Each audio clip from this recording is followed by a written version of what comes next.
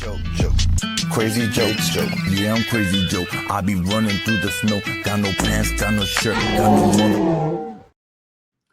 Good morning. Welcome back to Crazy Joe's Concession Stand. I'm Crazy Joe. Want to do a movie review for you today. I know a lot of times you guys like to see me go into the theater. I don't know. Do you guys still like that? I know viewers used to get very upset if I didn't show myself going into the theater. I didn't do that this time. I was running really late for the movie, so I just kind of tried to get there. There's no theater footage. But I went to see The Strangers Chapter 2. Now, this has been out for a couple weeks. I'm a little late on this review. Any of you who are probably interested in seeing it have probably already seen it by now. But let's talk about it. The Strangers Chapter 2. The first chapter of The Strangers came out in 2008, I believe, starred Liv Tyler. And it's basically a home invasion movie with a group of 3 strangers in Halloween masks who start terrorizing this couple. And spoiler alert on a movie that came out like in 2008. It's been over a decade. But the big thing is we never find out the motivation of these characters. We never find out who they are, why they did this. When Liv Tyler asked them like why they did it, she's told because you were home. Like it was that random. You were here. That's it. Nothing more. And it was a really well-received film. And part of what made it work was the fact that you never did get a motivation for who these characters were. They were strangers that we don't know who they are. We never find out who they are. We never find out why they do what they do. It was followed up by a sequel called Strangers Pray at Night, which I never saw. I don't know if that was well received or not. I don't remember hearing anything positive or negative about it. I just didn't really hear people talk about Pray at Night at all. But then they announced they were doing 3 more Strangers movies, and this was going to be a trilogy, all directed by Renny Harlin, shot at one time. Strangers Chapter 1, Chapter 2, and Chapter 3. Now, Renny Harlin, director of Die Hard 2, director of The Long Kiss Goodnight, one of my favorite action films of the 90s, Nightmare on Elm Street 4, The Dream Master. He's got some good movies under his belt. I mean, he's made some good movies. And Nightmare on Elm Street 4, I think that's one of the more popular entries in the Nightmare on Elm Street franchise. So, you know, he's got his horror credentials, although some might argue that's not much of a horror movie because that is one of the more quippy Freddy, you know, Waka Waka movies in the franchise. I'm not here to split hairs, but I know a lot of people don't like the direction Freddy took in the later movies. I enjoy Part 4 quite a bit. But anyway, much like Pray at Night, I missed Chapter 1 when it was in theaters. And you guys know me. I go out to the theater for everything. Somehow I just missed Chapter 1. Didn't get there. And I kept hearing consistently that it was terrible. People were saying it's one of the worst movies of the year, one of the worst movies they've ever seen. People were really harsh on Strangers Chapter 1, and I didn't see it. So Chapter 2 was coming out, and I'm like, I guess I should watch Chapter 1. And I had to track it down. It's only streaming on Stars. It's the only way you can watch it on streaming, unless you want to rent it. You can rent it. But for free with your subscription streaming, Stars is the only subscription service that has it. And I don't know. I don't have Stars. Most people I know don't have Stars. So I'm like trying to find an alternate way. How can I watch this? And then it occurred to me, what about my library?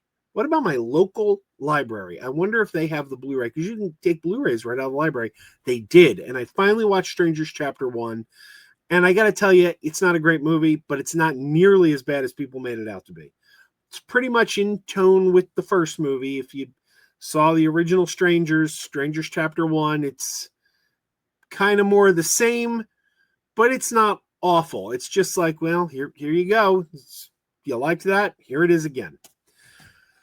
So that's the Strangers Chapter 1's biggest sin, is that it really doesn't stand on its own. It's very much a rehash of what you saw before in the original Strangers. Well, it ends with a cliffhanger. Our main character finds herself in a hospital bed, ends with to be continued. that's where chapter 2 opens. So I go to see chapter 2, and I heard some rumblings that this one was better than chapter 1. Well, I'm here to tell you it is not. This movie is really, The Strangers chapter 1 is much better than chapter 2. Much better than chapter 2, because chapter 2 does an unforgivable sin for this franchise. Like I said, the original Strangers, what made this franchise work, what attracted people to it, was the fact that we never got a motivation for these characters. We never found out who they were, no backstory. It was just completely random. You were home. That's it. That's why we came in. Strangers chapter 2, and I will keep this spoiler free. I'm not going to tell you what happens, but they do start to give a backstory to the Strangers. We meet them as children. We go back in flashbacks and see the Strangers as kids. We see how they met, how they came together. Did anybody want that? I mean, did anybody, whose idea was that? Because the biggest strength was that we don't know that they were strangers. You don't want to lift that veil. You don't want to reveal that mystery. It takes away your greatest hook for this franchise. And that, to me, was a non-starter. When you're going to tell us who the Strangers were, how they came to be, how they met, you're taking the Strangers out of the Strangers. I don't understand for the life of me what would make you do that. What would make you think that the audience would want that when that's the whole draw of the franchise? Other than that, and to me, that's an unforgivable sin. But other than that, it's just chase scene after chase scene after chase scene. This main character who ended the first movie in the hospital, the Strangers continue to pursue her. There's not a whole lot of dialogue except for when we're in flashback scenes learning who the Strangers were. It's just kind of her on the run, and the Strangers pursue her, and she's in the woods and the Strangers pursue her, and she's in the rain and the Strangers pursue her. Occasionally she'll run into someone. They may try to help her. She may not trust them, but there's not a whole lot of talking or dialogue in this film because it's just pursuit. That's all this film is. Pursuit, pursuit, pursuit, with occasional flashbacks that I don't think anybody wants. Offering illumination to characters that I don't think people want to be illuminated, quite frankly. Yeah, I hated this. The Strangers chapter 2 is not good. I don't know if I'm going to go see The Strangers chapter 3, quite frankly. I mean, I'm 2/3 into the trilogy. Maybe I kind of need to, finish it out. Also, who knows? Maybe chapter 3 redeems chapter 2. Maybe something in chapter 3 comes back around. And, a lot of people trashed Terminator Genesis. The movie Terminator Genesis several years ago. People trashed that movie. And it was the opening chapter of a trilogy, and we never got the next 2 chapters. And I always say, I think it's a little unfair to trash Terminator Genesis because we never got to see where it was leading us. And once we got to chapter 2 or 3, we might have gone, okay, now I get it. Now I see what you were trying to do. I'm like, when you've only got 1/3 of a trilogy, maybe it's not fair to throw that film under the bus and say this film's garbage. Maybe you need to see what the game plan was to really reflect on chapter 1. So, with having said that many times about Terminator Genesis, maybe I do owe it to myself to see Strangers chapter 3 and see if it in some way changes my thoughts on chapter 2. But right now, I cannot recommend chapter 2.